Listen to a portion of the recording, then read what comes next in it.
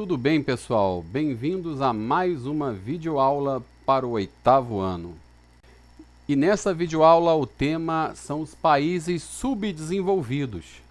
Bom, pessoal, depois da bipolaridade, o que aconteceu foi que sobrou os países capitalistas. Ainda há países socialistas. Entretanto, quem domina o mundo hoje em dia é o capitalismo. Só que há diferenças sociais entre esses países, diferenças de desenvolvimento entre esses países desenvolvidos e subdesenvolvidos. E essa diferença ela é explicada lá atrás, no período colonial. Vamos ver? Temos que entender que, tal como o Brasil, que era uma colônia, México, Argentina, Venezuela, todos eles também eram colônias e eram proibidos de ter indústria, pois eles deveriam respeitar um pacto colonial. E o que foi o pacto colonial? Era o fato de que as colônias deveriam comprar obrigatoriamente das suas metrópoles. Um exemplo, o Brasil, que era uma colônia de Portugal, só poderia comprar produtos de Portugal, mesmo que esses produtos não fossem tão vantajosos, fossem caros, não podia manter comércio com outro país. Pois lembre-se, eram colônias de exploração, só serviriam para isso mesmo, para explorar diamante, para fazer grandes plantações em regime de plantation, como o ciclo da cana, o ciclo do café. Bom, eu vou mostrar uma tabela para vocês aqui do comparativo de uma colônia de povoamento e uma colônia de exploração. Vamos ver aí. A característica de uma colônia de exploração é a produção agrícola baseada na grande propriedade, produção destinada ao mercado externo, ênfase no trabalho de escravos, pacto colonial rígido. Bom, vamos ver agora a colônia de povoamento. Produção agrícola baseada na pequena propriedade, produção manufatureira para o mercado externo, laços coloniais mais brandos. Galera, vamos comparar as características da colônia de exploração com a colônia de povoamento. Preste bem atenção. As características citadas da colônia de exploração revela toda uma submissão com sua metrópole. Produção voltada para o mercado externo, ou seja, plantar açúcar, plantar café para Portugal, por exemplo. Em vias de regra, para resumir, os países de povoamento, de colonização de povoamento, não foram atrapalhados por suas metrópoles e tiveram a oportunidade de desenvolver a sua economia mais cedo, inclusive na industrialização. Já os países subdesenvolvidos, graças ao pacto colonial que eles tinham, o projeto colonial, como foi o caso do Brasil, teve a sua industrialização atrasada, sendo que muitos desses países não alcançaram nenhum nível de industrialização, sobrevivendo basicamente de recursos naturais, como é o caso da Venezuela, que sobrevive basicamente do petróleo, e outros países subdesenvolvidos. Pessoal, vamos analisar aqui comigo. Eu vou dar dois exemplos aqui de dois países. Um país que tem um excelente nível de educação, tem um excelente nível de qualidade de vida e renda, tá? Vamos lá. Esse país, vamos chamar de país A, ele tem um alto grau de investimento em educação e pesquisa, tecnologia. Esse país ele vai investir e vai formar doutores. Esses doutores vão elaborar projetos que vão acabar em mercadorias, patentes, bens, que pode ser um novo carro, um novo avião, pode ser uma invenção no ramo da robótica, computação. Isso vai gerar patente, que também vai gerar recursos. Beleza. Agora vamos pensar naquele outro país, que é o contrário.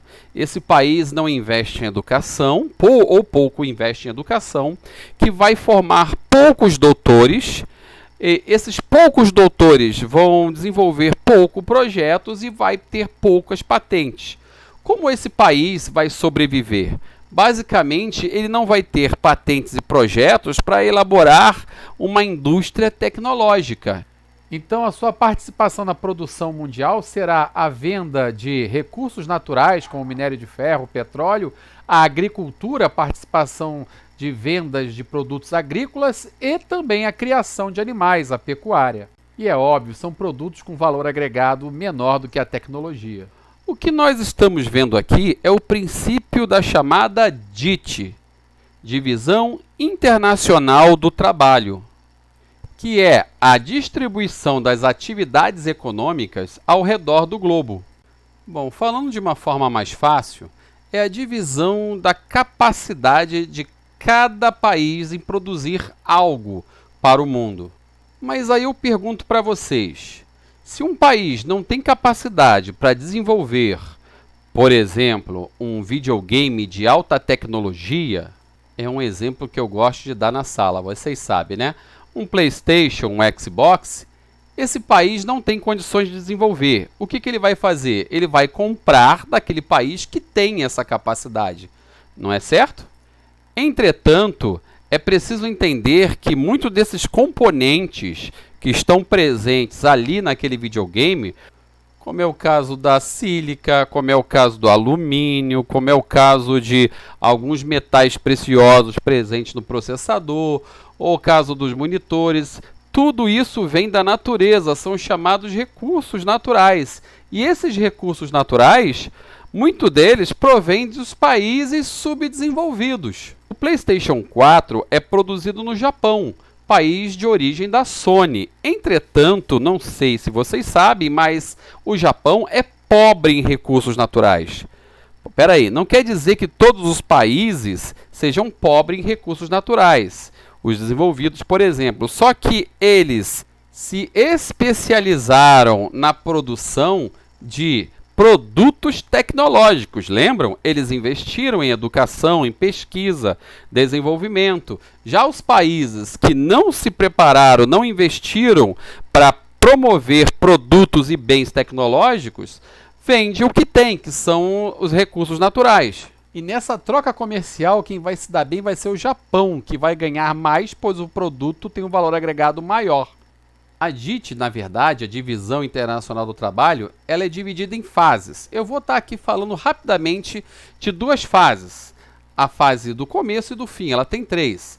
Bom, ela começou lá na época do colonialismo. Basicamente, ela desenvolveu da seguinte forma: os países desenvolvidos são responsáveis por pegar essa matéria-prima que vem dos países subdesenvolvidos, ou seja, os subdesenvolvidos vendem minério de ferro, vendem algodão, vendem trigo, milho, e eles pegam parte disso que não é comida, ou seja, que é matéria-prima, e transformam em produtos, transformam em tecidos, camisas e vende de novo para esses países subdesenvolvidos.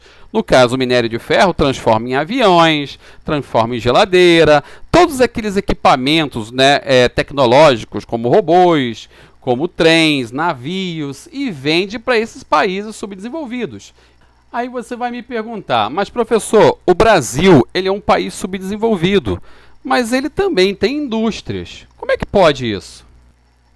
É simples, meus amados. O Brasil faz parte de uma categoria chamada de países emergentes. Eles estão entre os países desenvolvidos e os países subdesenvolvidos. Repare nessa regra. Para um país ser desenvolvido, ele precisa ser industrializado, ou seja, ter uma forte industrialização, o segundo setor da economia. Pois eu digo a vocês que o Brasil tem um nível de industrialização considerável. Mas então por que o Brasil não é desenvolvido, se ele é industrializado? E isso é simples. Tal como o Brasil, o México, a Coreia do Sul, a China, são países de industrialização recente. E boa parte dessa industrialização recente são de indústrias multinacionais ou as transnacionais. E essas fábricas se encontram nos países subdesenvolvidos porque os países desenvolvidos estavam à procura de energia, mão de obra barata e recursos naturais. Então essa última fase da DIT nada mais é do que isso. A DIT, a nova Divisão Internacional do Trabalho, diz o seguinte: os países desenvolvidos, eles produzem tecnologia e boa parte das indústrias de bens intermediários são aquelas que fabricam robôs, aquelas que fabricam trens, aquelas que fabricam navios, aviões, que são mais importantes e têm um valor de mercado maior, estão nas sedes. E os países subdesenvolvidos emergentes, cabe a mão de obra barata e a energia barata e os recursos minerais, como já foi dito. A DIT, nesse século XX, ou seja, na última fase que nós estamos vivendo, fica desta forma. Os países subdesenvolvidos ficam responsáveis por produtos industrializados, porém com nível de tecnologia menor, né? E matérias-primas. E os países desenvolvidos, produtos industrializados de alta tecnologia e investimentos, ou seja, a grana. Mas aí você vai me perguntar, mas professor, como é que eu vou saber se um país é ou não é subdesenvolvido? Desenvolvimento não tem muito a ver só com a riqueza. A renda, ela é importante para saber se um país é ou não desenvolvido também. Mas o que adianta um país ser rico e boa parte dessa riqueza ir para uma minoria da população, os chamados ricos, e boa parte da população ficar com apenas um pouco desse dinheiro? Com isso, esses países subdesenvolvidos com uma divisão de renda menor, ou seja, com um salário médio menor, têm menos acesso à saúde e à educação. Então, está aí os principais indicadores de um país ser subdesenvolvido, ou seja, uma renda média baixa, menos acesso à saúde e menos acesso à educação. Dessa forma, a ONU elaborou um índice para medir o desenvolvimento de um país, o chamado IDH, o Índice de Desenvolvimento Humano. E como já foi dito aqui neste vídeo, ele vai medir o nível de educação do país, vai medir o acesso à saúde, a remédios e vai medir o acesso à renda, beleza? Então, assim, os índices de mortalidade infantil na parte da saúde, se esse povo tem mais acesso a remédios e a médicos, o índice de analfabetismo e, é claro, a renda, quanto à média salarial desse povo. Esse índice vai variar de 0 a 1 através de uma fração numérica. Quanto mais próximo do 1, mais desenvolvido será esse país. Quanto mais próximo do 0, menos desenvolvido ele vai ser. Lembrando que não existe um país zero, porque afinal de contas, se formou um país, pelo menos o mínimo do mínimo deve ter nesse país. Um hospital, um colégio, que seja. Mas ainda tem um mínimo de estrutura em um país. Na figura que está sendo mostrada para vocês, nós temos aí o país com maior IDH, a Islândia. E o país com menor IDH é o Níger, que, é claro, é um país subdesenvolvido que fica na África. Mas aí você me pergunta, e professor, e o Brasil? Qual é a colocação dele? O Brasil varia ali entre a 70ª e a 73ª, como vocês veem nessa charge aí. Ou seja, 70, 73 é brincadeira, né? Isso quer dizer que o Brasil tem uma alta mortalidade infantil, uma baixa expectativa de vida. Os brasileiros ainda não conseguiram atingir a expectativa de vida dos japoneses, dos europeus. Vivem em média 76 anos, enquanto os europeus, os japoneses, vivem em média 86 a 90 anos. Outro índice que a ONU costuma utilizar para medir o desenvolvimento de um país é o chamado coeficiente de Gini. Esse indicador social é baseado na desigualdade social. Ele também varia de 0 a 1, mas quanto mais próximo do 0, mais será a divisão da renda entre a população.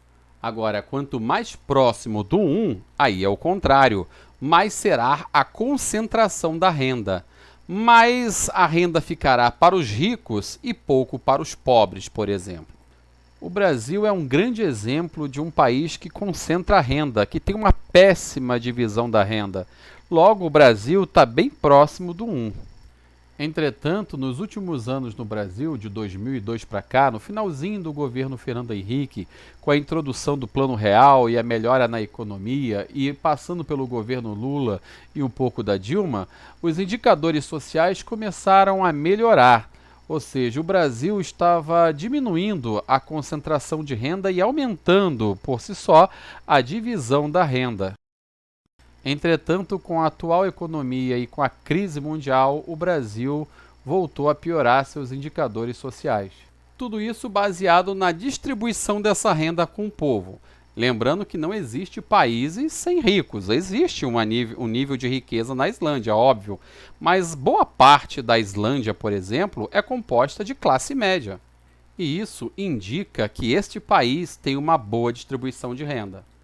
Resumindo, galera, então, o país subdesenvolvido vai ser aquele que vai ter uma alta taxa de analfabetismo, vai ter menos acesso à saúde, vai ter, por exemplo, grande índice de mortalidade infantil, né? A expectativa de vida vai ser baixa e a concentração de renda vai ser alta, ou seja, vai ter uma baixa distribuição da renda pelo povo, pela população, tá ok? E um país desenvolvido, obviamente, que vai ser tudo o contrário.